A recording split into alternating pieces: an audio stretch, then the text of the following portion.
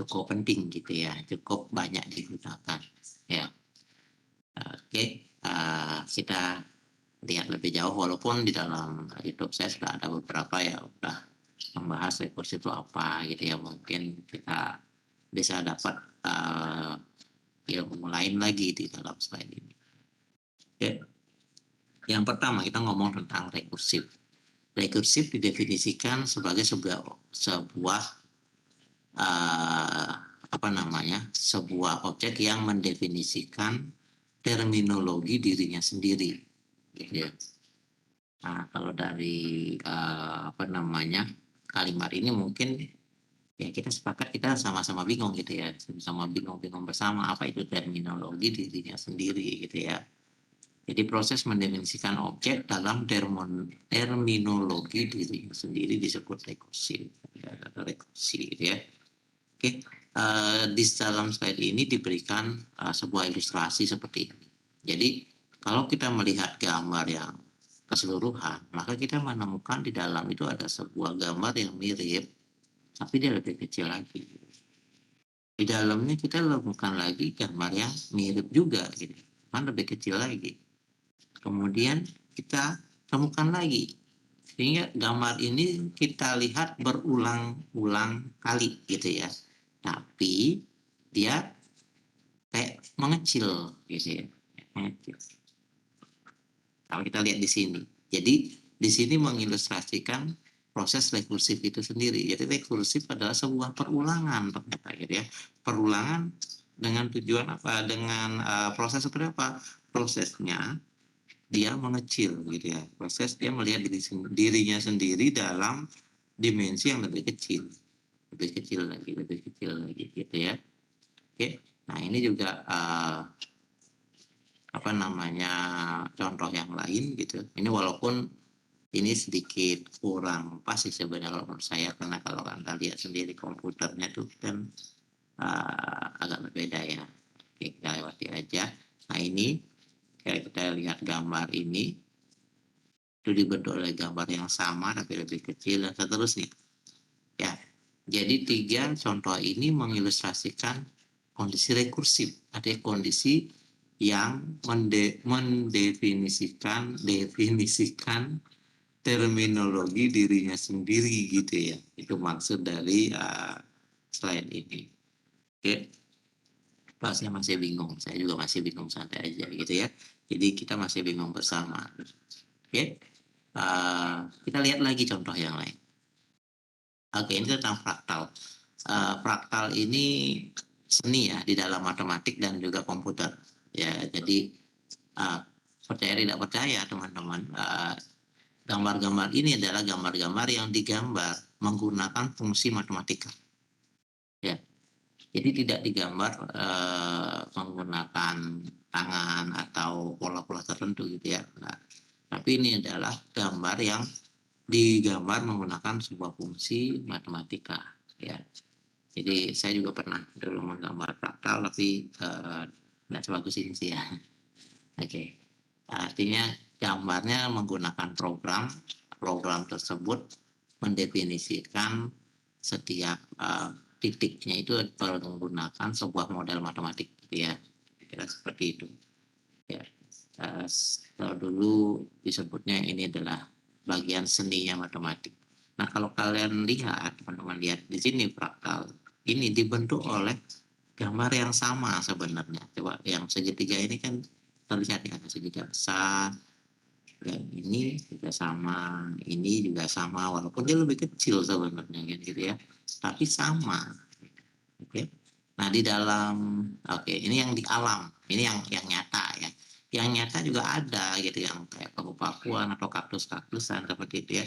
Jadi kalau Anda lihat lagi misalnya yang ini gitu ya, bagian besar ini itu sebenarnya mirip dengan bagian yang lebih kecil ini gitu. Dan sebenarnya mirip juga dengan bagian yang lebih kecil lagi gitu ya. Jadi kayak terpola dia, ada polanya. Ya, seperti ini dan seterusnya. Oke.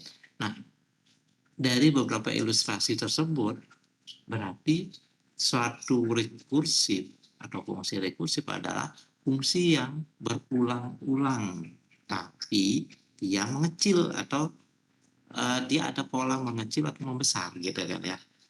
Fungsinya dia berulang-ulang, tapi ada sesuatu yang mengecil di sana atau sesuatu yang membesar di sana, kan gitu ya. Kemudian bagaimana ini diterapkan? Nah, ini kan tadi kita setuju ya kalau fungsi rekursif adalah fungsi yang berulang-ulang dilakukan. Artinya ada pengulangan di sana. Kalau teman-teman mengingat materi tentang pemrograman komputer, ada materi tentang pengulangan. Ya, pengulangan bisa kita pakai for loop atau bisa pakai while do, bisa pakai repeat until gitu kan ya. Ternyata kita bisa pakai rekursif satu lagi gitu ya. Rekursif ini juga salah satu bentuk pengulangan. Nah, ketika kita ngomong pengulangan, for loop, repeat until, while do, seperti itu. Ada satu hal yang harus ada di sana, yaitu stopping condition. Ya, artinya kondisi berhentinya perulangan itu harus ada. Karena kalau nggak ada itu berarti perulangannya itu selamanya, looping forever kan gitu ya. Looping forever, apa yang terjadi? Program Anda akan selesai bekerja kan gitu kan. Ya, itu justru yang harus hindari, sehingga harus ada stopping condition dari perulangan tersebut. Saya kayak kalau kita ngomong di sini ini kalau kita pakai for misalnya, kita kan definisikan dulu pencacahnya di satu, kemudian kita kasih stopping condition seperti ini gitu ya. Kemudian kita kasih loncatan pencacah tersebut, apakah I++ atau I+2 atau I+3 dan seterusnya. Artinya kita tetap harus menggunakan stopping conditionnya ini. Dia akan selesai melakukan perulangan ketika I-nya sudah tidak memenuhi ini gitu kan. I-nya sudah lebih besar dari N, karena dia akan terus melakukan itu ketika ini terpenuhi. Kalau sudah tidak terpenuhi sudah selesai. Artinya di situ ada stopping conditionnya. Nah, ketika kita ngomong di rekursif, stopping condition tersebut adalah bagian basis dia. Bagian basis itu adalah bagian yang paling kecil dari rekursif tersebut, perulangan tersebut. Kalau kita lihat di sini, berarti yang paling tengah ini basis gitu ya. Kalau lihat di sini, ya ini paling tengah sana tuh basis gitu kan. Kalau lihat sini berarti yang kecil-kecil itu basisnya gitu ya. Jadi selesai, dia tidak lakukan pengulangan lagi. Oke. Jadi bagian ini berisi nilai fungsi yang terdefinisi secara eksplisit. Artinya dia sudah berupa konstanta, tidak lagi berupa variabel atau mungkin fungsi gitu kan. Tapi dia berupa konstantasinya udah langsung, misalnya Fn sama dengan 3. Nah, udah 3 kan itu udah selesai, tidak melakukan apa-apa lagi untuk mencari F3 sama dengan 3 atau F0 sama dengan 3. Udah selesai gitu kan. Atau bagian ini juga sekaligus menghentikan rekursif, ya, artinya stopping condition gitu ya. Itulah basis dari fungsi rekursif. Bagian kedua dari fungsi rekursif itu adalah bagian recurrence-nya. Recurrence ini adalah bagian yang mendefinisikan fungsi dalam terminologi dirinya sendiri. Nah, kembali lagi kita akan ketemu dengan kata-kata ini gitu ya. Artinya apa? Fungsi itu bisa dihitung kalau kita menghitung fungsi sebelumnya. Kemudian fungsi sebelumnya kan bisa dihitung ketika kita menghitung fungsi sebelumnya lagi gitu ya, fungsi yang sama. Oke, jadi kita akan melakukan perulangan pada bagian recurrence ini. Contohnya gimana sih? Nah, ini dia contohnya. Contoh pertama, kita punya fungsi f, variabel dalamnya n. Oke, ini sering terjadi kesalahan. Mohon teman-teman memahami cara penulisan ya. Kalau seperti ini artinya kita punya fungsi f, variabel dalamnya adalah n. Ya, n ini adalah variabel dalam sebuah fungsi tersebut. Sama dengan mungkin di SMA atau SMP, gurunya menyatakan dengan fungsi f x gitu kan, f dalam kurung x, sehingga x itu menjadi variabel dalam, sehingga fx sama dengan 2x plus 1. Kan nggak mungkin fx sama dengan 2y gitu. Nah, y-nya mana? Dari mana datangnya? Gitu. Jadi pasti kalau dia mau y berarti fx, y sama dengan 4x ditambah 3y. Nah, artinya seperti itu ya. Ini adalah variabel data. Oke. Ketika kita punya fungsi f, namanya fungsi, nama fungsinya f, kemudian variabel dalamnya n, kemudian dia akan dipaksa memiliki nilai 3 pada saat n sama dengan 0. Nah, ini namanya basis. Tadi kan dibilang bahwa di dalam basis nilainya sudah terdefinisi secara eksplisit gitu ya. Jadi udah kalau n-nya 0 udah 3 nilai f-nya ini gitu kan. F0 sama dengan 3 udah. Oh ya ditanyain lagi itu basisnya gitu kan. Kira-kira seperti itu. Kemudian recurrence-nya apa? Ketika kita lihat di recurrence dia sama dengan 2 kali f, 2 kali fungsi itu dengan variabel dalam yang berubah. Kalau rekursif biasanya berubah ke arah kecil. Ya, ke arah yang lebih kecil. Sorry. Jadi ini yang dimaksud sama dia dalam terminologi dirinya sendiri. Artinya ketika kita mau menghitung nilai fungsi f untuk variabel n, kita ternyata harus menghitung f lagi untuk variabel n-1. Artinya kita akan memanggil f itu lagi. Kayak gitu ya. Ya, ini disebut dengan recurrence. Oke, contoh di sini misalnya temukan nilai F4. Ini bukan faktorial, ini seru ya, karena seru ya. Jadi tentukan nilai F4. Nilai F4 sama dengan ketika F4 N-nya 4 dia bukan 0 kan. Dia lebih besar dari 0 berarti dia akan masuk ke sini kan gitu ya. Oke. Ketika dia masuk ke sini berarti F4 sama dengan 2 kali F N1 berarti F3 ditambah 4. Ya, sama dengan 2 kali F3 tambah 4. Nah, ketika kita mau menghitung kan belum bisa. Nah, F3 berapa dong gitu. Nah, berarti kita harus memanggil lagi fungsi tersebut. Memanggil lagi dirinya sendiri gitu kan. Untuk menyelesaikan dia, kita memanggil dia lagi gitu ya. Jadi F3 itu sama dengan apa? Berarti F3 tidak sama dengan tidak masuk sini, dia akan masuk ke sini. Berarti dia akan menjadi 2 kali F2 tambah 4. F2-nya sama dengan 2 kali F1 tambah 4. F1-nya sama dengan 2 kali F0 tambah 4. F0 sama dengan 3. Berarti 0 sama dengan 3.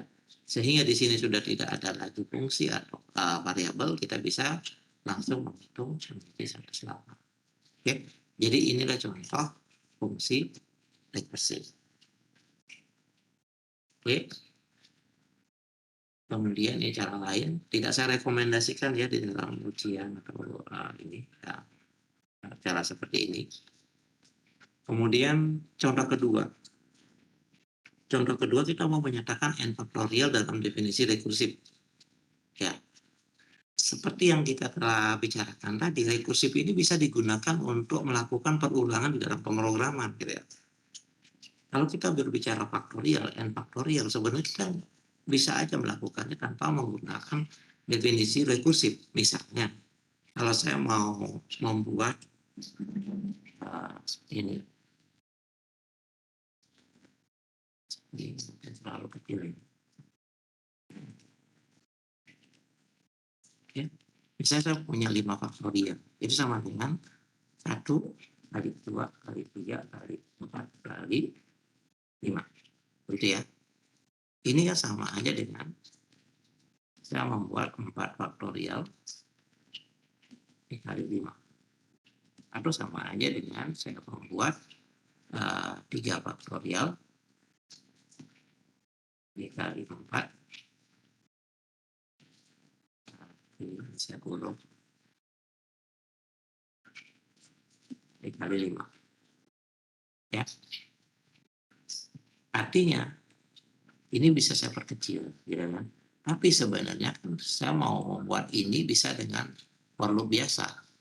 Ya, saya definisikan di sini sebuah ini aja ya. Jadi 1 sampai 5.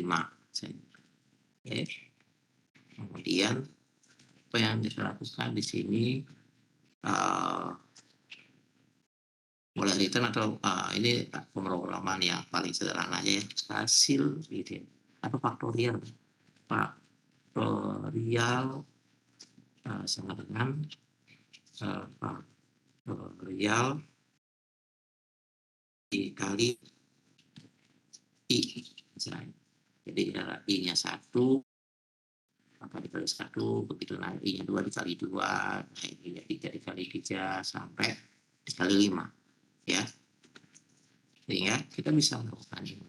Tapi memang di awalnya kita harus definisikan faktorial itu didefinisikan 1. Ya, jangan sampai 0. Kalau 0 ini dikali 0 semua nanti gitu kan.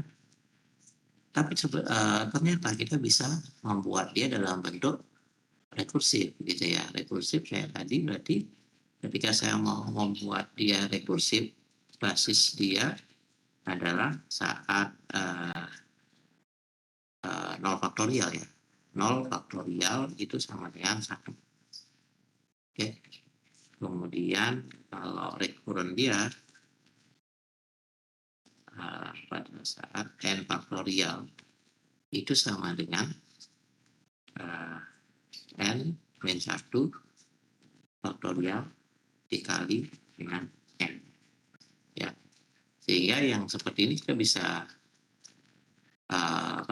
membuat sebuah fungsi di seperti ini, fungsi function faktorial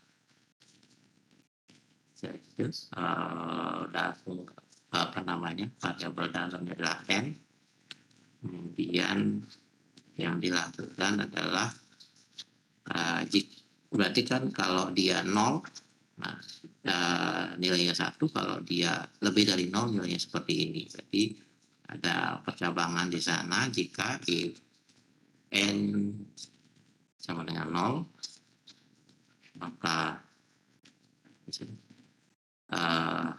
faktorial menjadi 1 ya. Else maka faktorial ini menjadi faktorial n min 1 kali s ya. Kayak itu sih kira-kira ya. Jadi ya. Jadi seperti ini kira-kira, nanti Anda bagi lagi ya, saya dapat apakah saya dapat. Tapi secara garis besar seperti ini ya. Oke. Apa bedanya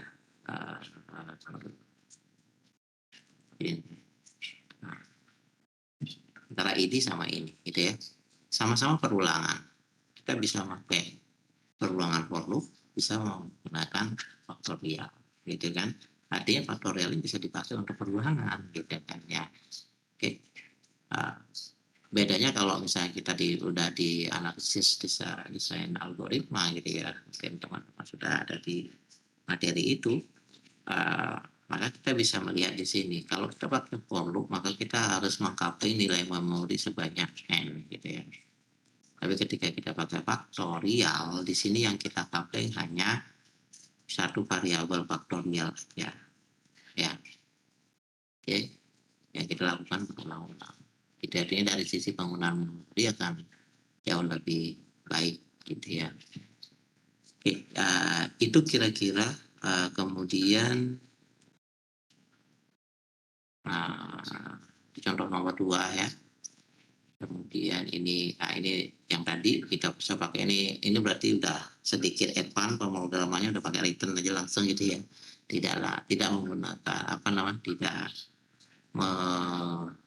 menggunakan variabel lagi ya, untuk transfer bisa variabel gitu ya. Oke. Kemudian contoh ketiga ada barisan Fibonacci. Jadi kalau yang contoh pertama dan contoh kedua teman-teman lihat tadi basisnya cuma 1 gitu ya. Tapi di sini basisnya ada 2. Kemudian di dalam recurrence juga digunakan dua suku. Nah, ini bedanya ya yang saya tadi bilang hati-hati. Tadi ada F dalam kurung N. Kita bacanya fungsi F dengan variabel dalam N. Tapi kalau ini Fn, ini artinya suku ke N dari N. Ini sama dengan AN tadi itu ya. Jadi biasanya kalau di SMA namanya AN gitu ya, tapi di sini namanya Fn atau Fibonacci, Fibo ke N gitu ya. Jadi ini adalah indeks, bukan variabel dalam. Jadi indeks itu artinya menunjukkan dia yang keberapa, gitu ya. Kira-kira ya, mungkin harus hati-hati di sana dalam penulisan, karena seringkali kalau di UTS saya lihatnya itu agak tidak diperhatikan gitu ya, kadang-kadang pakai kurung kadang-kadang. Dan kalau N di indeks berarti dia agak sedikit di bawah ya, jadi dia ada di puternya si karakter tersebut gitu ya, tidak sejajar. Oke, memang agak ngeselin kalau matematik dalam sisi penulisan ya, saya juga agak kadang-kadang aduh gitu, salah-salah juga, tapi teman-teman harus belajar menulis juga, karena kan kita apa namanya, orang-orang bisa dibilang ilmiah gitu ya, jadi tulisannya juga harus tulisan ilmiah. Oke, jadi ini Fibonacci bahwa Fn-nya kalau lebih besar dari 1 sama dengan Fn-1 ditambah Fn2, artinya suku ketiga itu sama dengan suku kedua ditambah suku ke-1. Jadi 1 sama dengan 1 tambah 0. Suku keempat sama dengan suku ketiga ditambah suku kedua. Suku ke berapa lagi? Ini 5 sama dengan 3 ditambah 2 gitu ya. Jadi suku sekarang adalah sama dengan penjumlahan dua suku sebelumnya, kira-kira seperti itu ya. Ya itu juga jadi rekursif jadinya. Ketika kita mau nyari suku ke-1000 berapa? Oh, suku ke-1000 sama dengan suku ke-999 ditambah 998 gitu kan. Nah, suku ke-999 berapa? Ya, komputer yang biar nyari ya. Jadi kita kalau kita yang hitung ya gitu lah gitu kan. Kemudian Permisi Pak, saya ingin bertanya. Iya silakan. Itu setelah 8 bukannya seharusnya 13 ya Pak? 8 ditambah 5. Iya 13. Berarti ada salahnya. Ternyata pakar juga bisa salah. Oke, nggak apa-apa lah ya. Jadi ini 13 benar ya, tadi terima kasih teman. Ketua kelas silakan catat ini karena yang bertanya juga nggak pakai dim. Tolong Dim 89. ketua kelas yang nyatet ya, jangan saya. Oke. Kemudian kita ada fungsi Chebyshev di kelompok 4 gitu ya. Ya, ini menunjukkan bahwa di dalam basis itu tidak hanya harus konstanta gitu ya. Bisa jadi basisnya adalah variabel. Ya, tapi variabel tidak menunjukkan atau tidak dibuat dalam terminologi fungsi tersebut gitu. Jadi dia variabelnya gitu ya, tapi tidak T berapa. Ini kan fungsinya namanya T. Nah, Fibo sama Chebyshev ini cukup banyak ya digunakan di dalam informatika. Jadi ya lumayan dipakai lah dalam beberapa penelitian. Kalau teman-teman suka membaca, mungkin sekarang bisa googling aplikasi Fibonacci dalam lagu misalnya ya. Coba ya. Oh sorry, kebanyakan ini saya. Aplikasi Fibonacci dalam lagu.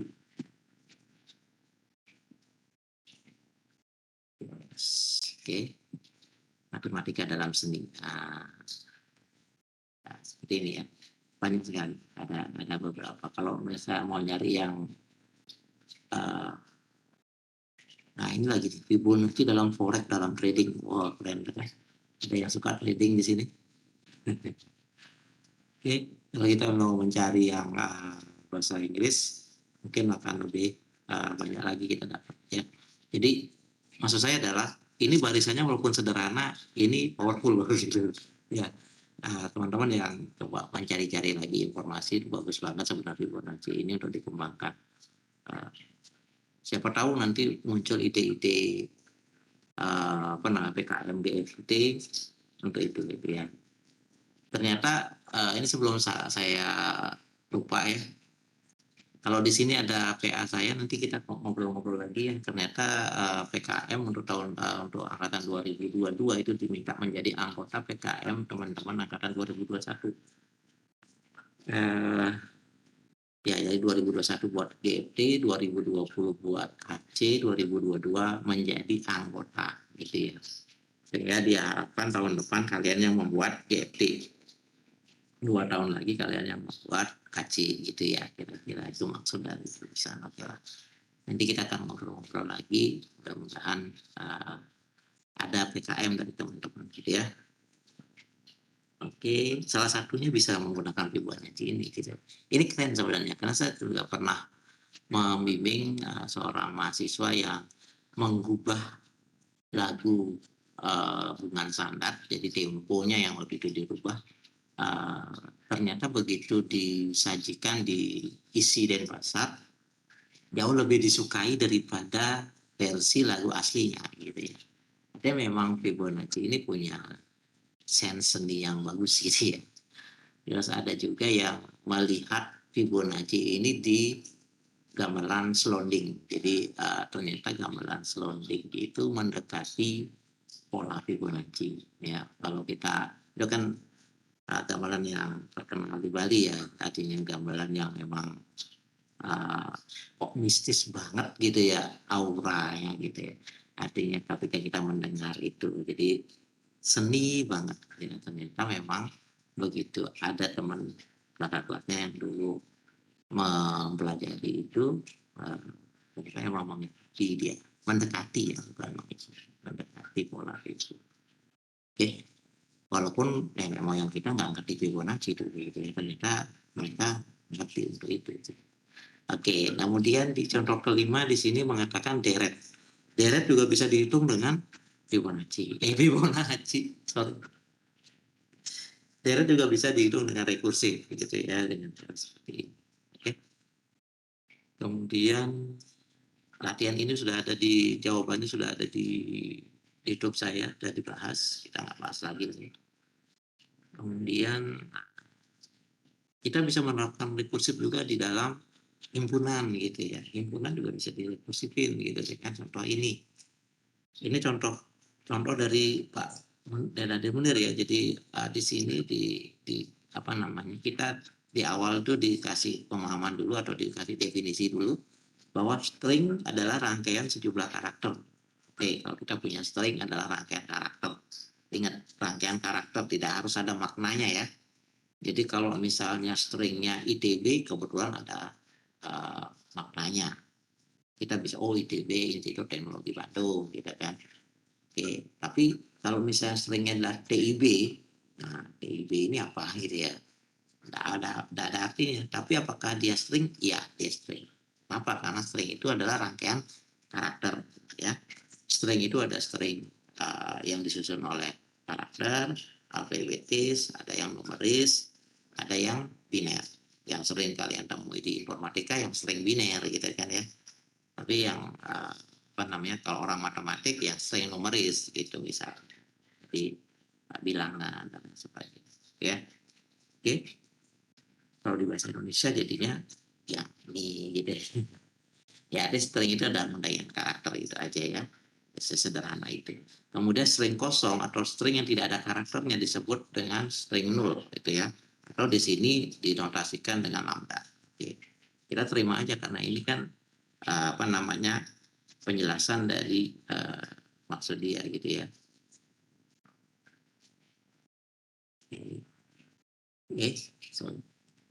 Oke lah. Kemudian alfabet itu adalah himpunan karakter-karakter yang gitu ya ada di dalam sebuah string. Misalnya kalau stringnya ITB gitu, alfabetnya berarti himpunan I, T, B gitu kan. Kalau stringnya adalah Santi gitu ya, berarti alfabetnya S, A, N, D, I gitu kan.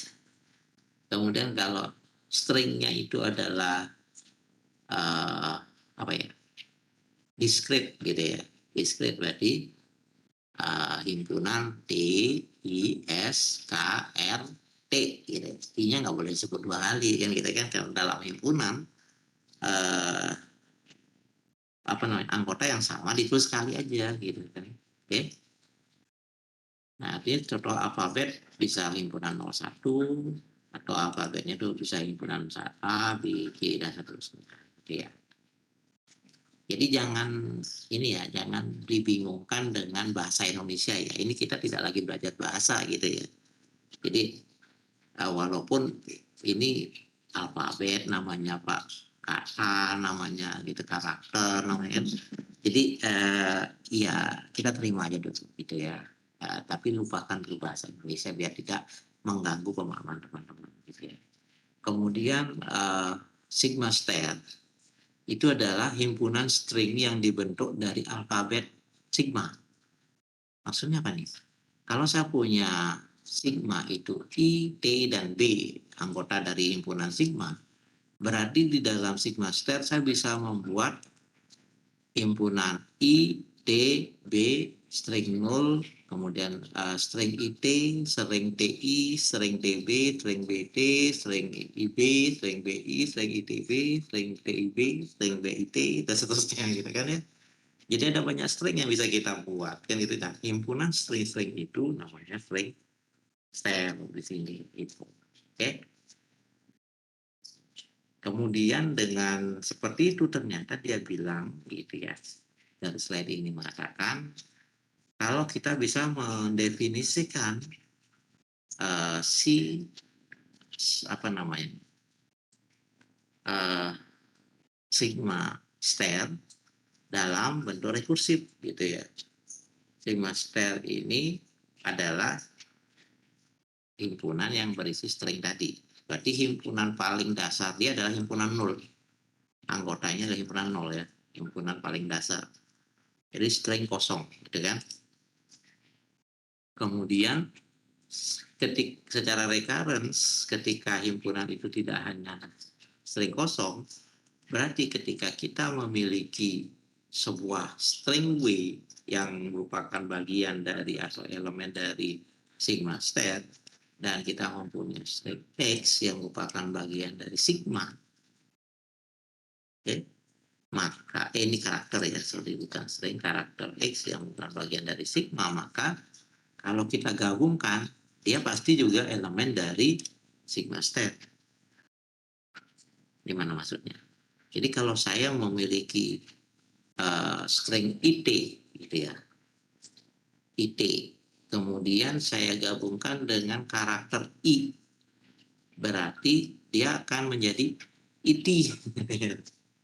IT ini juga merupakan anggota dari sigma star gitu. Ya, karena sigma star ini kan tadi definisinya adalah himpunan string yang dibentuk oleh alfabet sigma. Jadi III boleh, TTT boleh gitu kan. Oke. Ternyata kita bisa mendefinisikan himpunan dengan rekursif, itu maksud dari slide ini gitu ya. Ini ada contohnya. Oke, nanti teman-teman bisa lihat lagi ya. Yang penting definisi-definisinya saya sudah berikan ya. Nah, kemudian rekursif juga bisa diterapkan dalam bentuk diagram. Diagram di sini binary tree bisa ya. Karena kelihatan banget kan tree yang besar dibentuk oleh tree yang kecil yang sama gitu ya. Oke. Konsep binary tree ini banyak sekali juga digunakan di dalam informatika.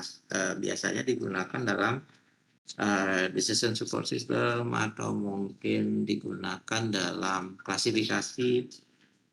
Contohnya gini, ketika teman-teman mau membuat program untuk pemilihan tempat kos gitu ya, kemudian di rootnya itu ditanya di sini ada pertanyaan, apakah budget per bulan Anda lebih dari 1 juta atau kurang? Kalau kurang berarti ke sini, kalau lebih berarti ke sini gitu ya. Begitu, oh lebih, oke lebih berarti ke sini ya. Oke, sekarang ditanya lagi, apakah Anda ingin bersama tuan rumah atau tidak? Gitu ya. Kan ada juga tuh, biasanya orang tua yang pengen anaknya bersama tuan rumah gitu ya, biar lebih secure gitu ya. Atau yang teman-teman yang cewek biasanya tak sukaan dengan tuan rumah. Tapi kalau yang cowok kan nggak suka gitu ya. Kalau iya saya ingin dengan tuan rumah. Gitu. Kemudian ditanya, apakah fasilitasnya masih kosong atau udah full gitu ya, udah full fasilitas atau yang kosong gitu ya. Oke, sehingga oh ya saya mau yang kosong, ternyata datangnya apartemen di sini gitu. Misalnya seperti itu. Kenapa? Karena lebih dari 1 juta, tidak sama tuan rumah, masih kosongan, berarti bagus banget nih, kualitas bangunannya keren banget dong, view-nya keren dan lain sebagainya gitu. Ya. Jadi ini dipakai di sana di dalam Benadryl. Apa namanya, Benadryl bisa dipakai di dalam decision support system seperti itu. Nah, untuk menghitung binary tree segala macam kita bisa menggunakan konsep recursive tadi, itu maksudnya. Oke. Kemudian ini penjelasan tentang binary tree-nya. Jadi terlalu banyak membahasnya kan nanti di tahap selanjutnya teman-teman pasti akan mendapatkan di algoritma pemrograman, di struktur analisis dan desain sistem informasi dan sebagainya gitu ya, biar nggak terlalu offset lah. Kemudian rekursif ini bisa digunakan di barisan. Nah, mungkin ini yang lebih saya tekenin gitu ya, karena kita bisa bermain-main di barisan ternyata, ya. Karena kalau kita ngomong barisan kan apa namanya, kalau di SMA kita pakai SN sama UN gitu ya. Kalau barisan-barisan yang sederhana yang mengikuti barisan aritmatik atau barisan geometris. Ya. Jadi yang apa namanya rasionya itu bagaimana gitu ya. Itu kan SMA.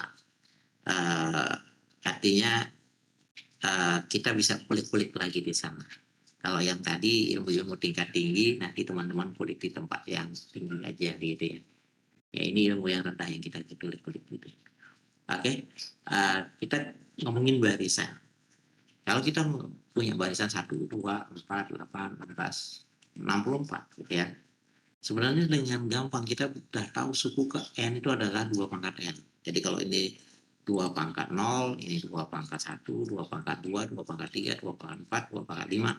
Ini salah. Oke benar. Gitu ya. 2 pangkat 5. Benar ya? 2 pangkat 5, 64. 2 pangkat 0, 2 pangkat 1 kan 2, 2 pangkat 2, 4, 2 pangkat 3, 8, 2 pangkat 4, 16. Harusnya 32 dong. Ya, oke lah. Tapi dia maksud dia ada 2 pangkat N ya, jadi di sini ya. Jadi kita nggak usah memikirkan 16 ya. Sorry 64. Oke. Kalau kita tahu ini sebenarnya AN itu adalah 2 pangkat N. Ternyata barisan ini kita bisa ubah loh dalam bentuk rekursif gitu maksudnya dari slide ini. Ya, di mana A0, 1 itu adalah basis. Ternyata A kedua itu sama dengan A yang ini itu sama dengan 2 kalinya A sebelumnya. 4 sama dengan 2 kalinya 2. 8 sama dengan 2 kalinya 4 gitu kan. 16 sama dengan 2 kalinya 8 gitu. Sehingga kita bisa tulis AN sama dengan 2 kalinya AN min 1 gitu kan. Sebagai recurrence dia. Oke. Cuman kan muncul pertanyaan jadinya, Pak ngapain susah-susah? Misalnya kalau misalnya saya ngitung A ke 1000 dengan cara ini, bayangin bisa habis 3 double folio Pak. Secara manual kan. Ada A ke 1000 sama dengan 2 kali A ke 999. A ke 999 sama dengan 2 kali A ke 998. Ya, dan seterusnya ya. Capek ngomongnya jadi capek, apalagi sih nulis kan gitu kan. Padahal kita udah tahu A ke 1000 sama dengan 2 pangkat 1000. Udah selesai Pak, tinggal ngambil satu kalkulator, udah selesai gitu kan, satu kali eksekusi udah selesai. Apalagi kalau kita program. Kalau kita program ini kan tinggal power 2, n gitu kan udah selesai Pak gitu kan. Dibandingkan dengan kita melakukan pengulangan sebanyak ini. Gitu. Ya, apa yang kenapa ada slide begini? Ini menunjukkan bahwa ternyata ketika kita punya fungsi rekursif, kita bisa mendekati ke suatu nilai implisit seperti ini yang disebut dengan solusi rekursif. Ini namanya solusi rekursif. Ya, jadi ini dibalik ya pola pikirnya. Artinya ketika saya punya sebuah persamaan rekursif, saya mempunyai dong bentuk solusi rekursifnya gitu. Oke. Saya bisa dong mencari bentuk solusi rekursifnya, sehingga saya tidak perlu lagi menghitung dengan melakukan perulangan, tapi langsung. Oke, itu maksudnya ya, bisa dipahami ya. Nah, ketika misalnya nih, kita coba, saya sekarang punya nih,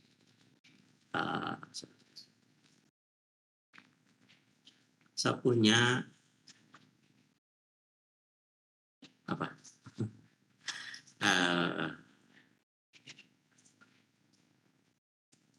Apa ya? Oke, yang tadi aja deh. Sorry, pangkat n terlalu gampang. Atau Fibonacci aja deh. 1, 2,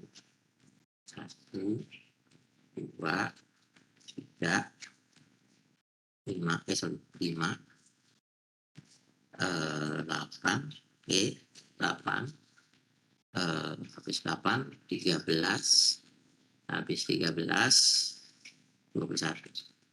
EST, ya kan? Oke, ketika saya mau mencari suku ke 1000, A ke 1000, berapa ya? Kira-kira. Dan gitu ya. Oke, suku ke 1000 sama dengan suku ke 999 ditambah suku ke 998. Gitu kan ya. Aduh, ribet banget. Bisa nggak saya dapat solusi rekursifnya? Gitu kan. Solusi ke gimana? Saya bisa tulis seperti ini. A ke 0 itu sama dengan 1. A ke 1 itu sama dengan 1. A ke 2 balik lagi. A ke 2 itu sama dengan 2. Kemudian A ke 3 sama dengan habis itu berapa? 3 ya. Oke. Kemudian A ke 4 sama dengan 5. A ke 5 sama dengan 8. Di situ A ke 6 sama dengan 13. Kita cukupkan sampai sini. Nah, ada beberapa metode untuk mendapatkan solusi rekursif. Jadi solusi rekursif maksudnya kita mencari sebuah persamaan A ke N sama dengan apa? Dalam N. Gitu ya. Dalam N. Kita tidak, kalau kita nyari dalam A lagi kan udah tahu, A ke N kan sama dengan A ke N-1 ditambah A ke N-2 gitu kan. Enggak, kita nggak nyari lagi ke dalam terminologi dirinya sendiri, tapi kita langsung mencari implisitnya seperti apa gitu ya. Untuk itu kita cari polanya ini. Jadi saat N-nya 0, hasilnya 1. Saat N-nya 1, hasilnya 1. Nah, ini mungkin harus kita eliminasi dulu. Ya. Saat N-nya 1, hasilnya 1. Saat N-nya 2, hasilnya 2. Saat N-nya 3, hasilnya 3. Saat N-nya 4, hasilnya 5. Saat N-nya 5, hasilnya 8. Misalnya itu dan seterusnya. Kira-kira apa yang terbersih di sana? Misalnya, saya tebak dulu. Salah satu metodenya bisa dengan menggunakan tebakan hubungan antara indeks dia dengan hasil dia gitu ya. Misalnya kalau saya mau menebak 4 ini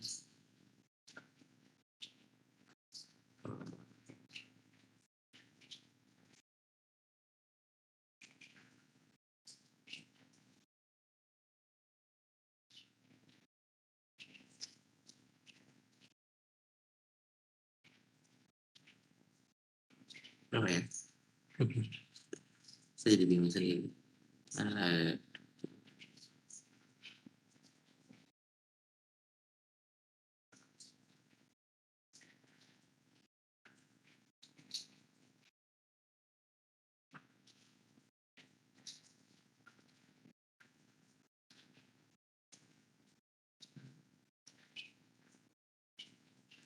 Kok saya yang bingung?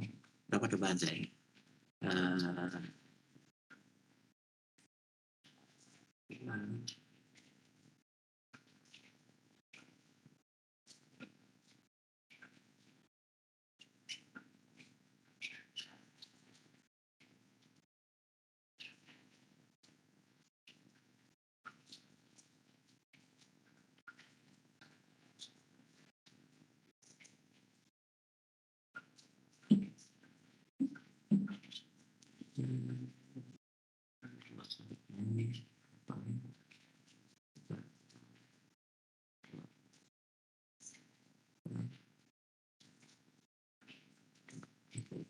mungkin ini bisa saya sebut jadi 6 kurang 3.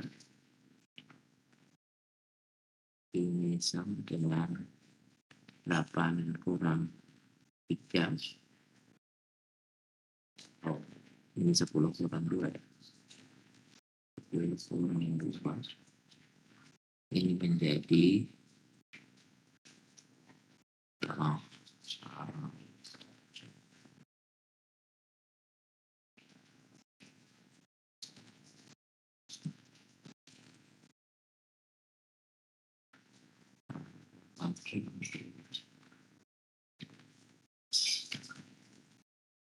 kurang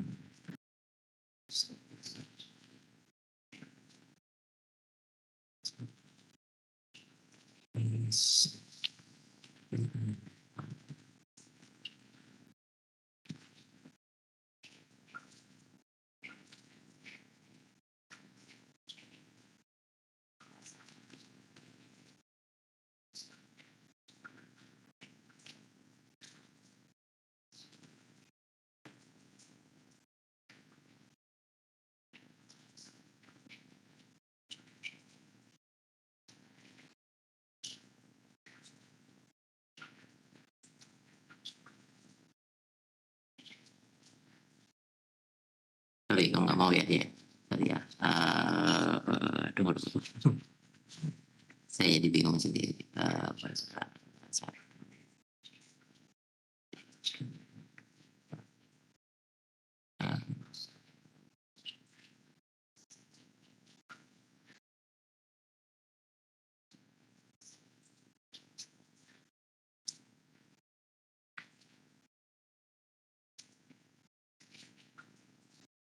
Oke, kita coba yang lain dulu ya. Dosen kan biasa ngeles ya. Sorry. Nanti kita balik lagi ke situ. Mudah-mudahan bisa. Uh, saya pakai yang tadi aja deh. 1, 2, 4, 8, 16, 32 gitu ya. Jadi tadi kan 8, 16, 32. Ya. Kalau kita lihat di sini,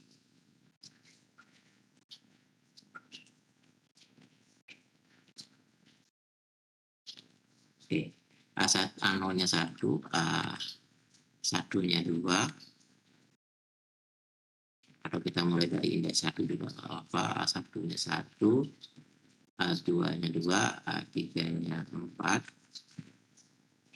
ya. Kemudian 48,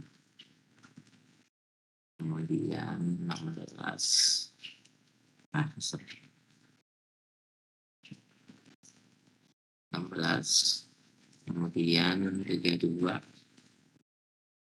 ya. Nah, di sini kan kita tebak nih, 1 sama 1, oke, 2 sama 2, 3 sama 4, 3 sama 4, 4 ini kita bisa tebak menjadi 2 pangkat 3 min 1, pangkat 2 kan. Nah, kalau kita generalisasi ke sini sama dengan 2 pangkat 2 min 1. Nah, benar berarti kan? Yaitu kalau kita lihat ke sini ini sama dengan 2 pangkat 4 min 1. Oke. Ini 2 pangkat 5 min 1, ini 2 pangkat 6 min 1. Berarti A pangkat N sama dengan 2 pangkat N min 1. Seperti itu. Jadi kita bisa mendapatkan AN tidak dalam terminologi A lagi gitu ya, tidak dalam terminologi suku-suku sebelumnya lagi, tapi dia langsung eksplisit di sini gitu ya, langsung bisa dihitung dalam fungsi N gitu ya. Kayak gitu kira-kira. Nah, cuman yang di sini kita belum dapat ya. Nah, kita belum dapat, kita bisa dekati nanti dengan cara lain. Nah, jadi kita cek lagi di sini ada. Itu kan tadi dengan cara mencoba ya, dia menebak. Oke, menebak. Sekarang kita lihat yang lain ya. Jadi ini masih contoh, kemudian ini ada relasi represents, sudah kita bahas. Saya ingin lihatkan ke teman-teman cara yang lain untuk mencari solusi rekursif di dalam slide-nya Pak Renaldi Munir ini ada dengan cara seperti ini. Ya, ini adalah fungsi rekursif untuk Tower of Hanoi. Jadi menara Hanoi, apa itu menara Hanoi udah ada di YouTube saya juga. Kemudian di sini juga dijelaskan sih ya. Jadi ada berapa banyak perpindahan yang dilakukan gitu ya, minimal untuk memindahkan berapa banyak piringan gitu ya.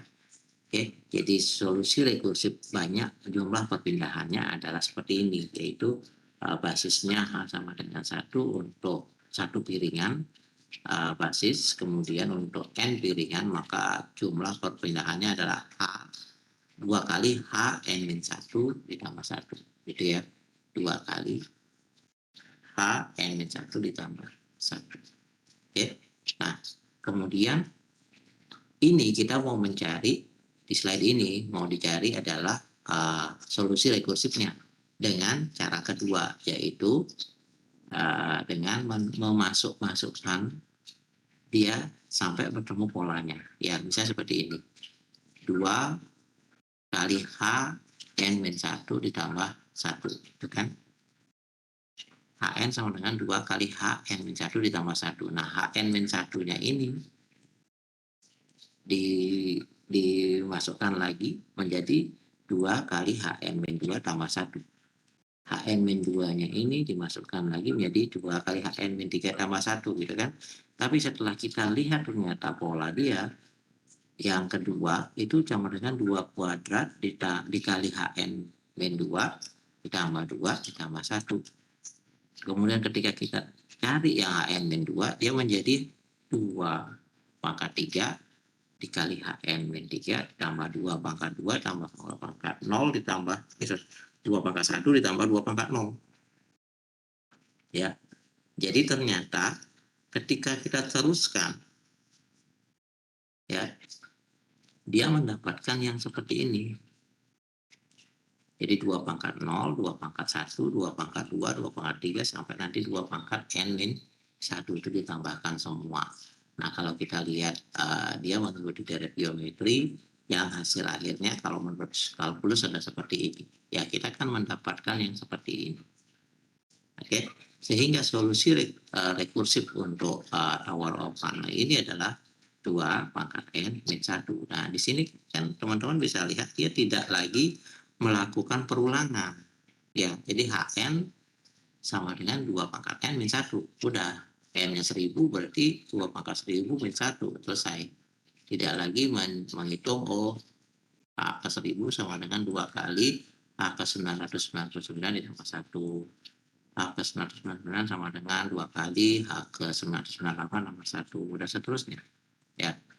Jadi ini cara kedua untuk mendapatkan solusi rekursif. Cara pertama tadi dengan mencari hubungan gitu ya antara indeks suku ke N, indeks sukunya dengan hasilnya. Ya. Jadi dengan cara yang seperti ini ya, yang tadi ya. Kemudian yang kedua dengan cara memasukkan dia dan kemudian mau mencari pola ya, mencari pola. Oke. Kita coba ini dengan cara kedua aja deh. Karena tebak-tebakan kota saya lagi buntu. Ini sebenarnya udah ada nih ya. Cuman lagi buntu, mohon maaf. Saya pakai cara kedua. Jadi Fibonacci tadi kan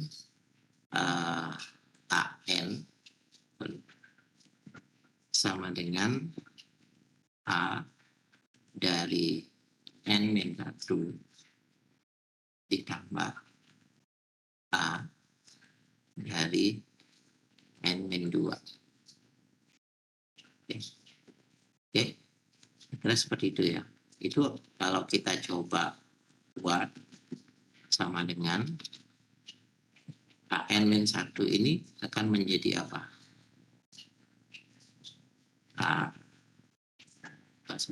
Mana dia? N min 2 ditambah A N min 3.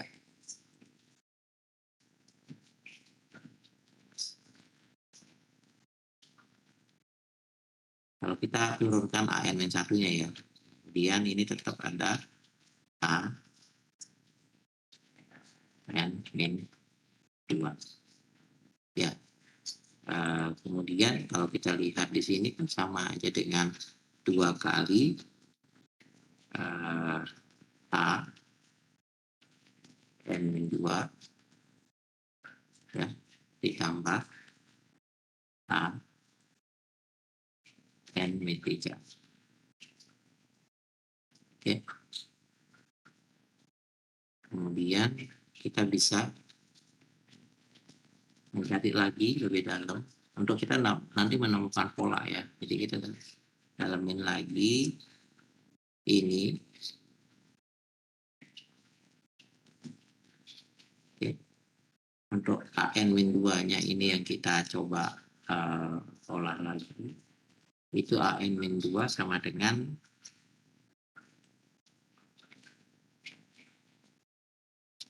AN-3 ditambah AN-4. Ya. Jadi dia akan sama dengan 2 AN-3 ditambah 2 AN-4 ditambah AN-3. Artinya nanti jadi 3.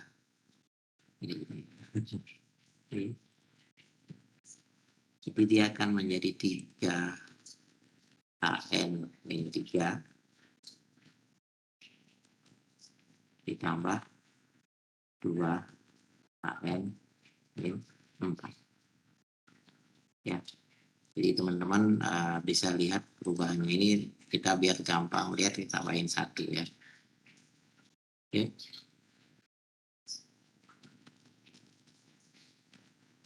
Kemudian kita lihat lagi.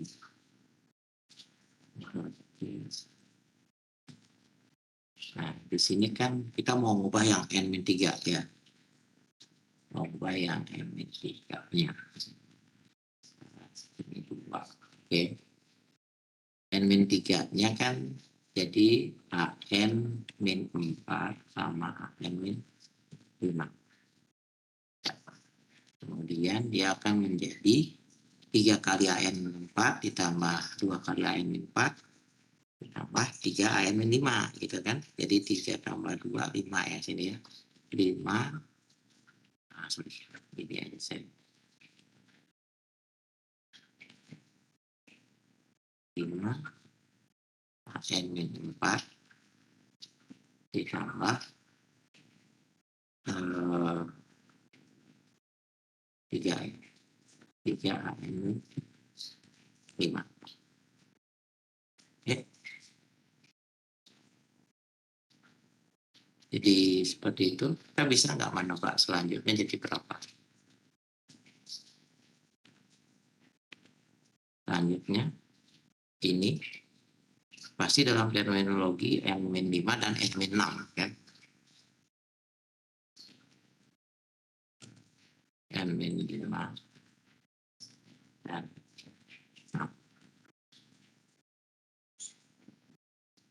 6. Ini jadi 8, ini jadi 5.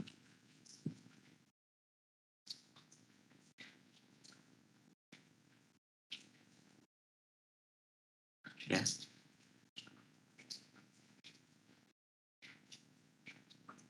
Kita lanjut.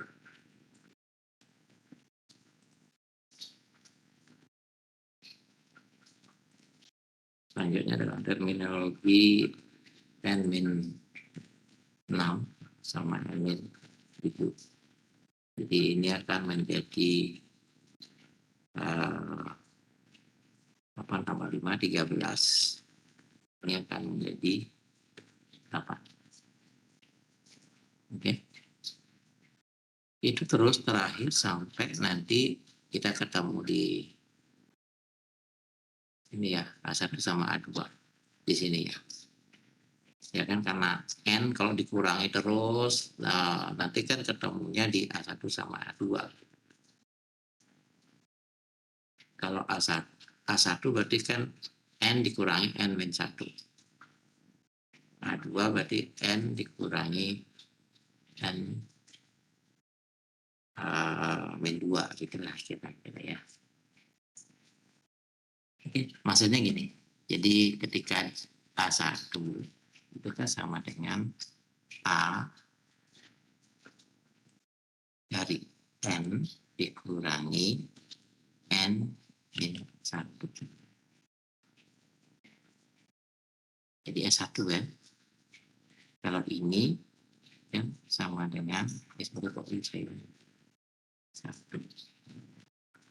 Jadi indeksnya loh ya, biar nanti nyambung dengan yang tadi A dengan indeks N dikurangi N-2. Ini gitu ya.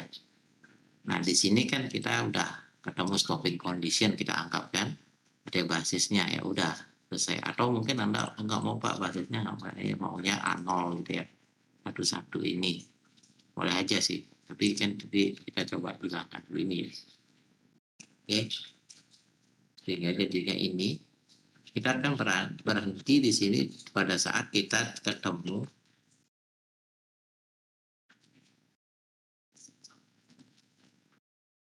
ini kita nggak tahu, ini kita nggak tahu. Nah, nanti kita harus cari ini N-1 N6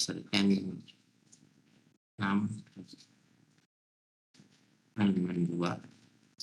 Di sini baru N dikurangi N1. Sekarang kan kita tugasnya adalah memperkirakan ini ya, titik-titik ini. Kita lihat di sini, kalau di ini ya, 2 di sini 2, 3 di sini 1. Selanjutnya 3 4 2. Selanjutnya sini 4 5 5 3. Selanjutnya 8 5 5 6. Selanjutnya ini 13 6 8 7. Ini kira-kira berapa?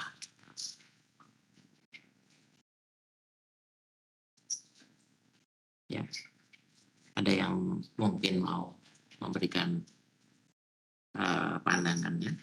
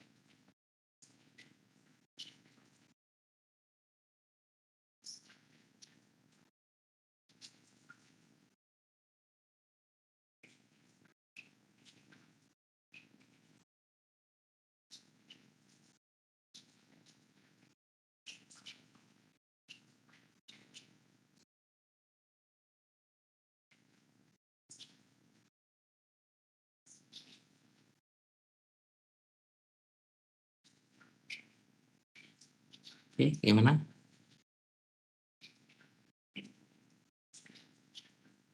Ini tuh agak susah juga kombinasinya.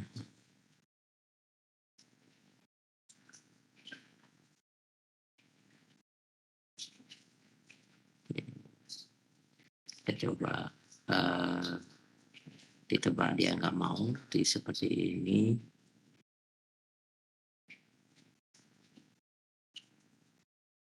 Sorry, tadi kayaknya ada yang chat.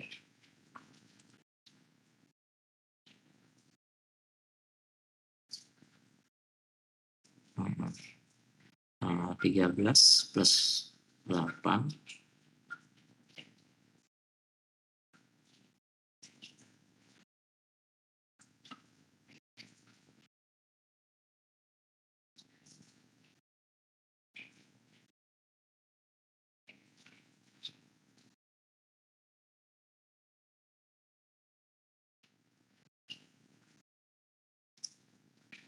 Ya, untuk oke, untuk selanjutnya memang segitu ya. Jadi dari temannya, tapi yang saya tanyakan itu sih ya. Jadi coba yang ini masuk temannya yang selanjutnya adalah n pangkat b min 7 sama n min 8. Nah, di sini baru benar 13 tambah 8. Ya. Yes.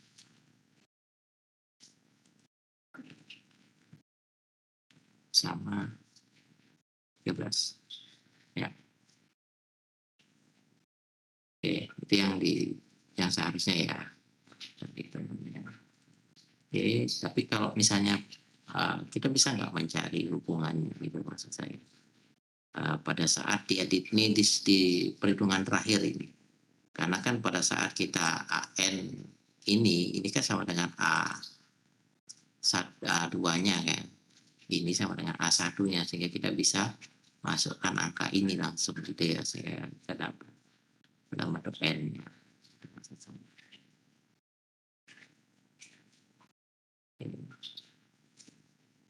Kayaknya nggak bisa ya. Karena ini juga dia dalam bentuk Fibonacci juga dia nih. 2, 3, 5, 8, 13, nanti 21, dan seterusnya. Ini juga 1, 2, 3, 5, 8, 13. Dia akan membentuk Fibonacci lagi. Oke. Artinya masih belum bisa ya kita apa namanya buat ini harus pakai metode yang lain ya. Karena apa? Karena untuk membuat solusi rekursif selain ini itu ada juga dengan menggunakan beberapa teknik ya. Jadi ada namanya ya. Nah, ini Fibonacci ya. Kemudian di sini ada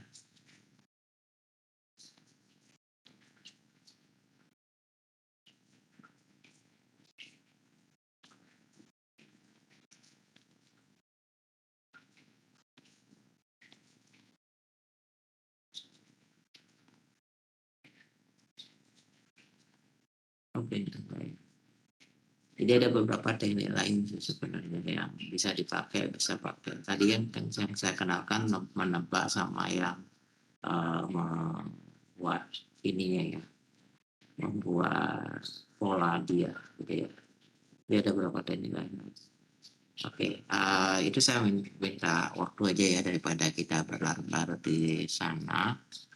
Nanti saya coba orang-orang lagi untuk bisa menemukan yang Fibonacci ini. Kemudian lagi sedikit saya tambahkan satu contoh aja biar sama dengan ini sebenarnya contoh yang tadi dikenakan di kelas D tapi tidak saya selesaikan, tapi saya selesaikan di sini gitu aja ya, biar nanti teman-teman bisa sharing ke kelas D atau kelas A, kelas B gitu ya. Ini mirip dengan Fibonacci tadi ketika saya punya misalnya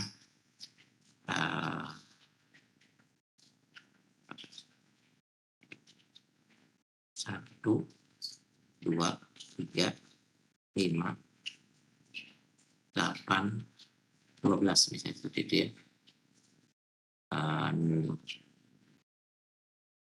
Kalau kita cari fungsi rekursifnya AN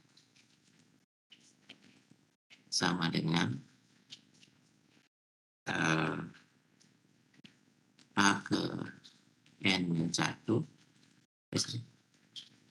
A ke N min 1 jadi ditambah N ya. Artinya ketika ini adalah A1 berarti A2 sama dengan ini berarti dari 0 ya. Ini A0, A1, A1 sama dengan A0 ditambah 1. A2 sama dengan A1 ditambah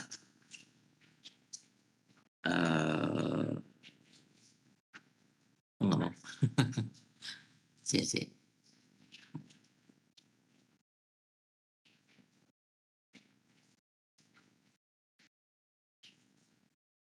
Apa fungsi rekursifnya ini ya? Nah, saya berbuntu jadi kayak gini. 5 ditambah 4. Nih, 5 ditambah 4.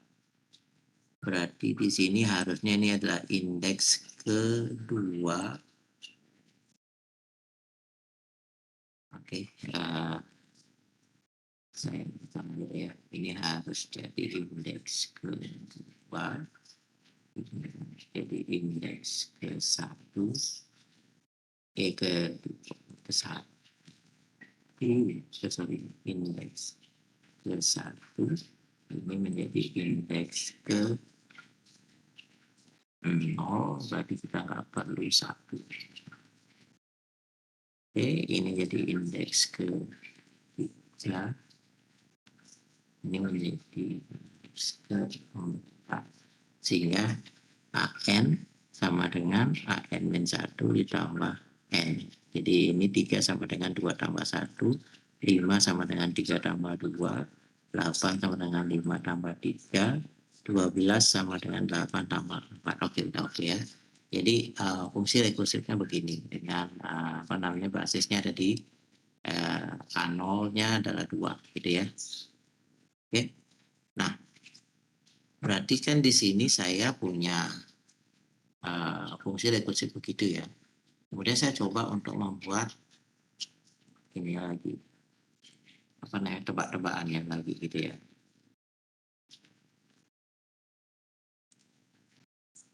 Oke, jadi A0 itu sama dengan 2, A1 sama dengan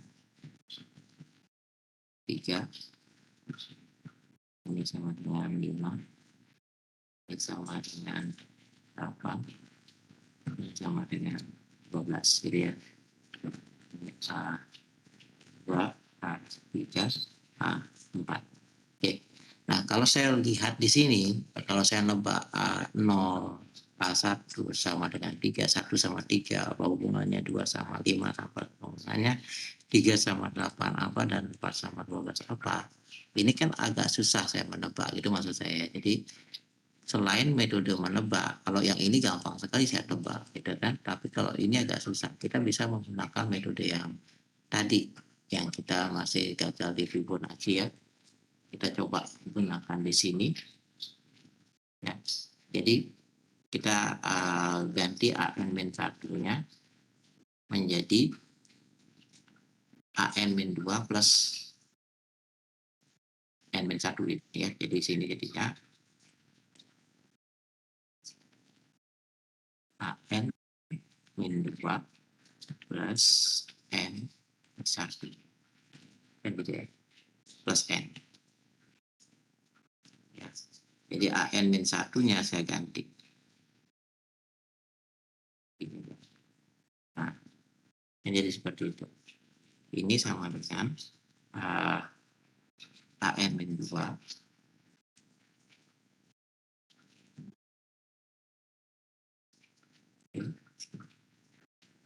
saya satukan N-nya jadinya 2N plus 1. Oke. Benar kan ya?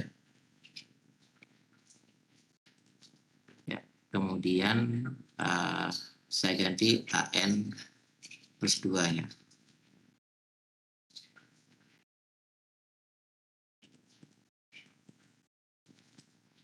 AN plus 2-nya saya ganti menjadikan AN min 3 ditambah N plus 2. Ya, tadi berarti plus 2N plus 1. Ya. Oke, benar nggak? Yang ini berubah jadi begini. Karena AN min 2-nya saya ganti dengan AN min 3 plus N min dong ini ya, sorry. AN min 1. AN min 1 sama AN min 1 plus ini min ya, sorry. Oke, karena itu min berarti menjadi min. Oke, kemudian di sini jadi min 2. Oke, ini tadinya min AN min 3 plus N min 2. Oke. Nah, kemudian kita sederhanakan jadi AN min 3, N-nya plus tetap tadi 3N min 2 min 1 berarti min 3. Oke. Kira-kira seperti itu ya.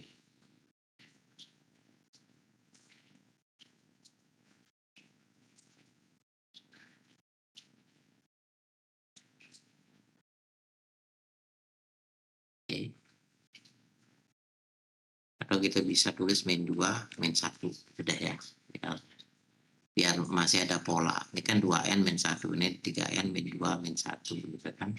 Nah, kemudian kita ulang lagi.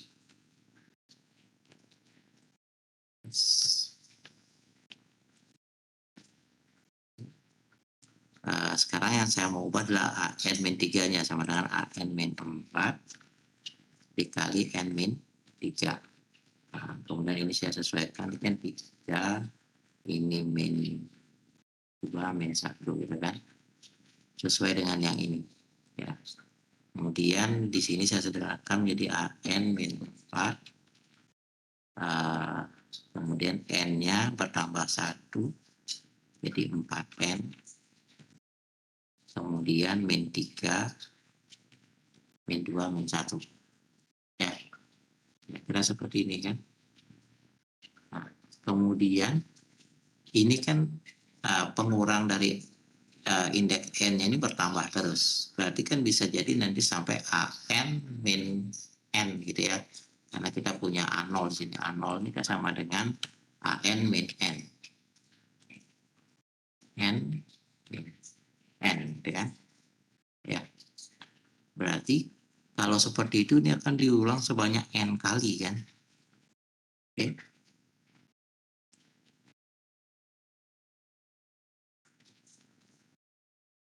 Terakhirnya kita akan punya pola begini. AN min N sama dengan berapa N dikurang N min 1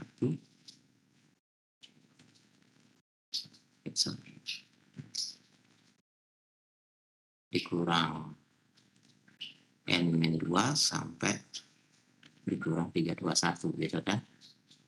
Ya. Kira-kira seperti itu. Nah, AN min N ini kan A0. A0 itu adalah 3. Berarti kita bisa ubah menjadi 3. Oke. 3. Ini kita lihat kalau di sini 4, di sini 4. Kalau di sini 3, di sini 3. Berarti kalau tadi AN min N, di sini N kali N. Artinya di sini menjadi N kuadrat.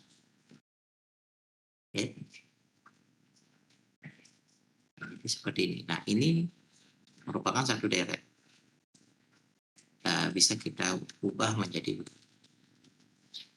sama dengan 3 ditambah N kuadrat ditambah atau dikurang 1 tambah 2 tambah 3 tambah 4 tambah sampai tambah berapa? N-1. Oke, seperti ini ya. Nah, ini apa? Kan kalau kalkulus ini akan mendapat kita hasilnya ya, nilainya ya, dalam persamaan N. Sehingga nanti apa namanya, kita coba cari ya.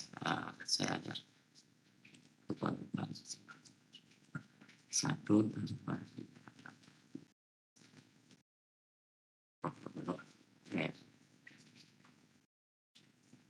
ini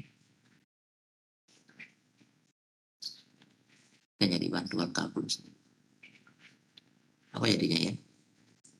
Ini kayaknya ya. Jadi, kok nggak ada nih?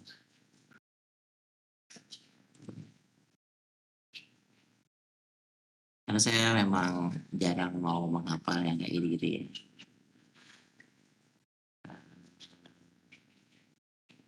Atau mungkin ada teman yang masih ingat, ini dia, N dikali N plus 1 per 2. Ya, kalau sampai N ya.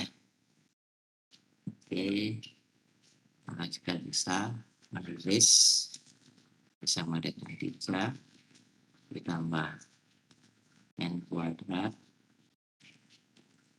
dikurang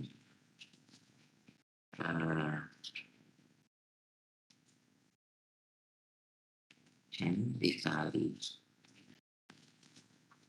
N1 per 2. Ini kalau sampai N. Kalau sampai N-1 berarti N-1 dikurang N-2. Begitu. Ya. Artinya kita bisa mendapatkan ini. Kita coba dulu. Benar nggak gitu ya. Coba ke A2. Ya, A2 berarti kan N-nya 2 ya. 3 ditambah 4. Artinya kalau A2 sama dengan 3 ditambah 4 dikurang N-nya 2. Berarti 1 dikali 0, 0.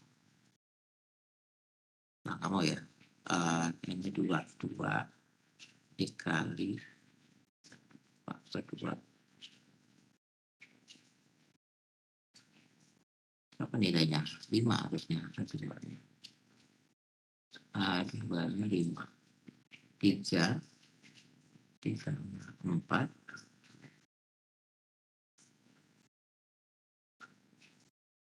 oke, apa yang salah sih? Kurang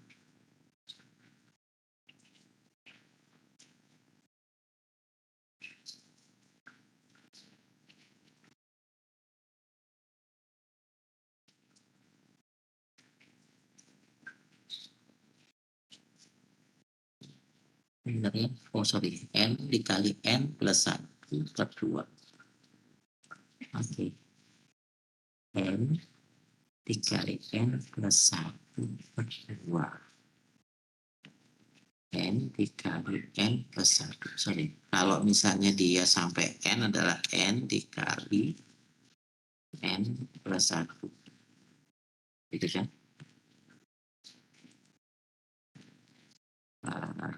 Per 2. Berarti karena di sini sampai N-1, berarti kan N-1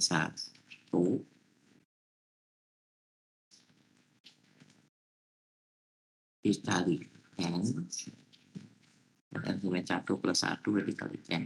Oke. Berarti oke. Kalau kali N berarti di sini adalah N-1 1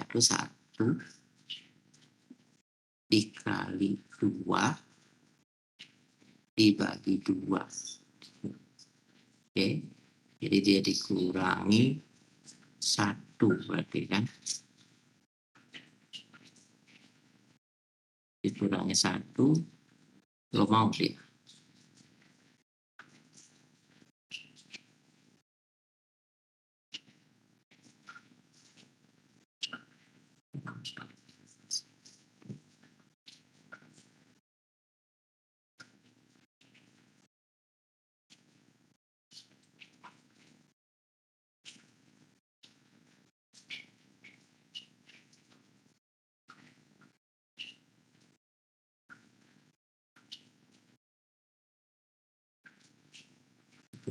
Ternyata masih belum mau ya.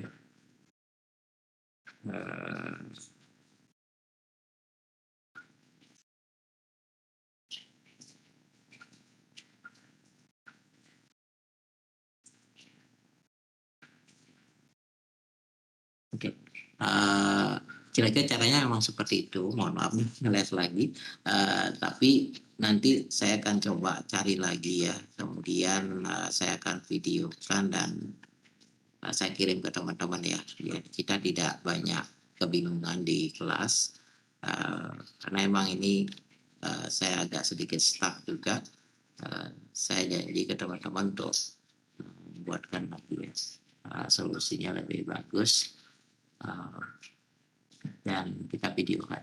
Oke, uh, kayaknya seperti itu. Mohon maaf sekali lagi. Tapi materi tentang rekursif kita nanti sampai pada pencarian solusi rekursif dengan 2 metode ya. Jadi dengan metode menebak dan juga dengan metode yang seperti ini ya, mencari pola. Oke, yang metode yang lain kita uh, kita nggak bahas. Kira-kira itu. Kalau yang ini nanti akan ada di materi yang lain ya pembahasan. Oke, kira-kira mungkin itu dulu yang bisa saya sampaikan ya pada pertemuan hari ini. Jadi saya punya PR ke teman-teman untuk yang 2 tadi, Vivo sama yang sebelumnya. Seharusnya udah bisa sebenarnya. Oke lah, ntar saya coba dengan kertas mungkin lebih enak. Oke, kira-kira itu dulu. Mungkin ada diskusi selanjutan. Tapi jangan terkait yang tadi dulu ya. Yang tadi nanti saya kirimkan. Oke, tentang rekursif fungsi sama relasi mungkin ada ininya. Ada yang mau didiskusikan nanti untuk ujiannya kita sampai ujian tengahnya ya kita sampai di pencarian solusi rekursif seperti tadi itu ya. Tapi dengan 2 metode. Oke. Hanya dengan metode menebak dan juga dengan metode mencari pola tadi. Bedanya adalah ketika teman-teman menggunakan metode menebak, berarti teman-teman harus membuktikan tebakan itu valid untuk semua suku, gitu ya. Nah, itu menggunakan menggunakan metode induksi matematik. Jadi itu akan kita bahas pada pertemuan selanjutnya. Intinya kan kita menebak satu rumus gitu kan. Apakah rumus itu akan berlaku untuk semua? Berarti kan kita harus membuktikannya. Membuktikannya nanti menggunakan metode induksi matematika.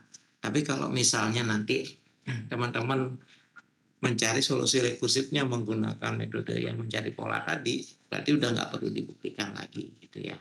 Jadi kalau emang udah ketemu ya udah dia emang udah valid untuk semua suku yang ada. Oke, jadi itu kira-kira yang bisa saya sampaikan. Mungkin masih ada diskusi, silakan.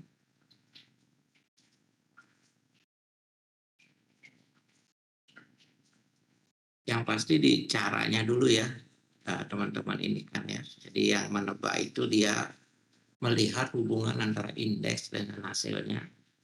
Kemudian yang apa namanya, yang mencari pola berarti dia memasukkan terus sampai ketemu basis gitu ya, memasukkan terus apa namanya, fungsi rekursifnya tersebut sampai ketemu basis.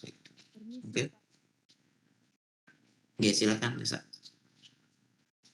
Ini tadi saya terus berkutit yang soal polanya 1, 2, 3, 5, 13. Bisa lebih diperbesar sedikit suaranya. Saya tadi berkutit soal 1, 2, 3, 5, 8, 13. Jadi yang polanya yang bilangan sebelumnya ditambah bilangan sebelumnya. Gimana? 1, 1, 2, 3, 5, 8, 12. Kemudian polanya gimana? Saya belum menemukan ini kayak ada apa ya, kayak ada pola lagi kalau diturunkan, tapi di situ saya blank lagi gitu. Siapa tahu Bapak kalau bisa lihat ini kayak bisa menemukannya lagi gitu. Apa ini? Sorry. Yang Top pola us. N0-nya itu 1, yang N1-nya itu 1, yang N2-nya 2, yang soal tadi. Yang soal ini. Sorry. Yang ini. Enggak juga. Yang terakhir ya. Atau saya tulis saja deh. 1, 1, sorry. 1, berapa? 2, 3, 3, oke, 5, 8, yang ini. 13. 13. Berarti yang Vibo ya? Iya, koma lagi Pak, biar gini lebih 2, 1, 3, 4. Iya, ini Fibonacci kan? Iya, maksudnya sampai 89 sih. 55. Iya, oke. 34, Iya. 55, 89. Iya, oke. Iya, Fibonacci kan ya. Terus maksudnya apa? Gini, jadi saya jabarin kalau dia pakai U, jadi jumlah bilangan semuanya itu. Jadi saat kita nyari U, misalnya U2, jadinya dia tuh nanti U0 tambah 1. Itu kan. Kalau misalnya saya nyari N4, gitu misalnya jadinya dia tuh U, N kurang 2, ditambah 1 gitu. N4, rumusnya itu N4. Suku itu A biasanya kan ya? Atau mungkin ada mau tethering, apa namanya? Ada mau request annotate boleh, biar ada yang nulis di sini. Bisa request annotate gitu. Nanti saya tinggal. Nggak bisa sih. Nggak bisa. Oke, berarti maksudnya suku keempat itu ya? A4 sama dengan A4 itu saya dapat pola U2, artinya U4 kurang 2 tambah 1. A kedua. Bukan U, jadinya UN dia. Jadinya jumlah dari awal sampai U-nya itu. Bukan sukunya, tapi jumlahnya. Oke. U ya ininya ya, sorry. U kedua ditambah 1. Oke, berarti U kedua itu maksudnya yang mana nih? Jadinya U keduanya itu 2-nya itu. Ini ya?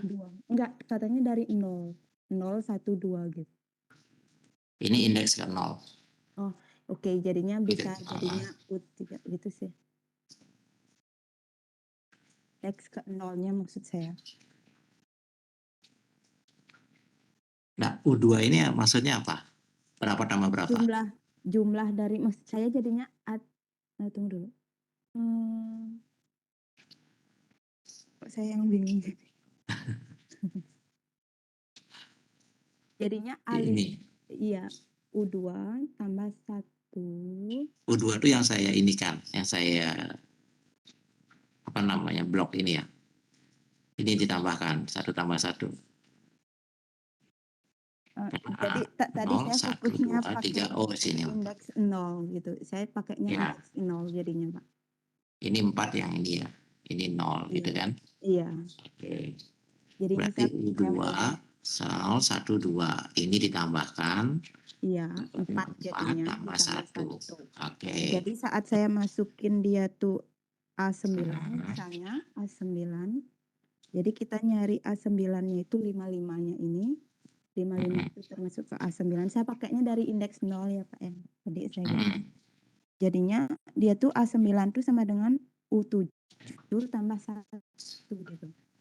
Mm-mm. Jadi kayak menemukan pola gitu, tapi setelah itu saya nggak tahu lagi gini. Karena kalau saya coba-coba yang lain itu juga sama gitu. Jadinya kayak jumlah bilangan seluruhnya itu yang kurang 2 itu ditambahin 1 aja.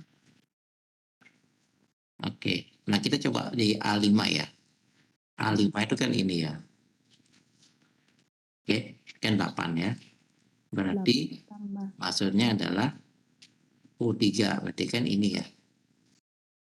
1 tambah 1 tambah 2 tambah 3 gitu kan. Mm-mm. Ya, 4 tambah 3, 7. Jadi tambah 1 jadi 8. Itu maksudnya kan ya. Iya. Kemudian 13 itu semua ini ditambahkan 1. Gitu ya. Mm-mm. Maksudnya. Oke.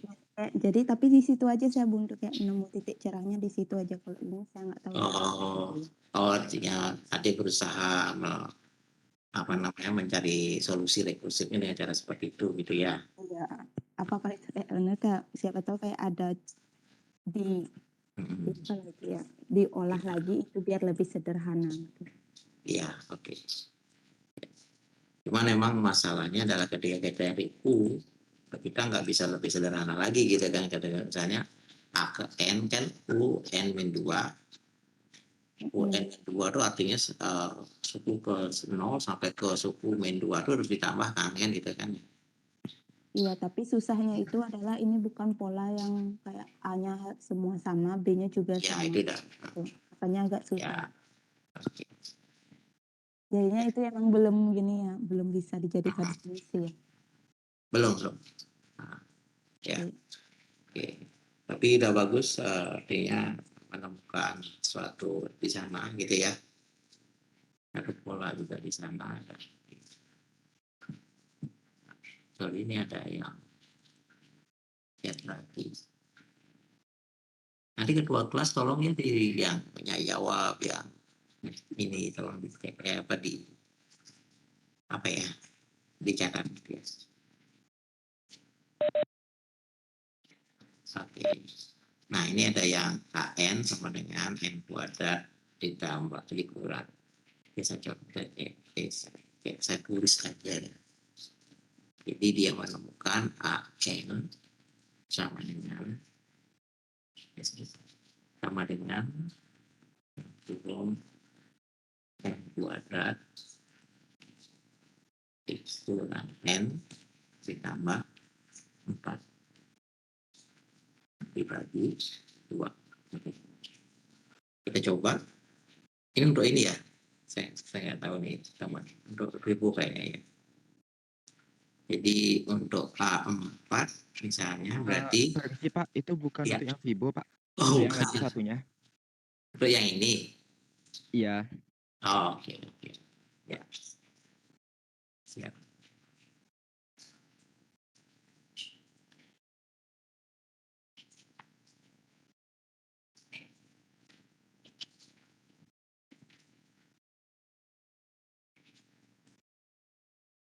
Ini kalau kita coba cek aja ya. Gimana caranya? Ini saya copy taruh di sini. Ya. A1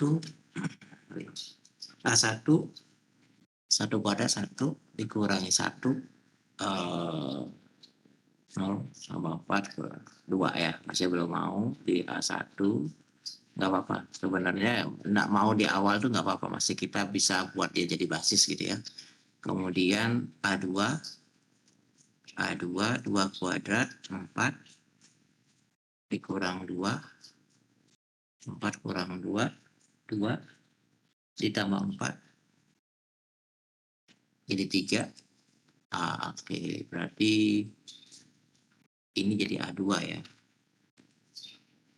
Oke, A2 4 kurang 2 4 ya. Ini jadi A2 ya. Jadi ini berarti naik jadi A3. A3 sama dengan 9 dikurang 3 6 ditambah 4 ya benar. Oke, ini jadi 4 kuadrat 16 kurang 4, 12 tambah 4, 16 bagi 2. Oke, ya. Jadi dia agak menaikkan satu tingkat ya, nggak masalah. Biar di sini tidak naik, artinya biar di soal tidak berubah, di sini nanti yang sedikit diubah dikit ya. Jadi n plus 1 berarti ya, n plus 1 kuadrat dikurang n plus 1 ditambah 4 dibagi 2 ya. Oke, makasih ya. Nanti coba saya akan carikan lagi untuk melanjutkan ini, mungkin ada sedikit salah perhitungan tadi ya. Mudah-mudahan bisa kita cari. Memang tantangannya di Vibo ini sih ya. Vibo ini saya masih kepikiran. Kalau yang tadi harusnya ini bisa, cuman saya nyari keting subrannya tadi aja. Ya ini yang saya kepikiran karena dia balik lagi Fibonacci lagi gitu. Jadi balik ke Vibo lagi dia. Nah, oke. Karena emang Vibo ini mungkin unik kali ya.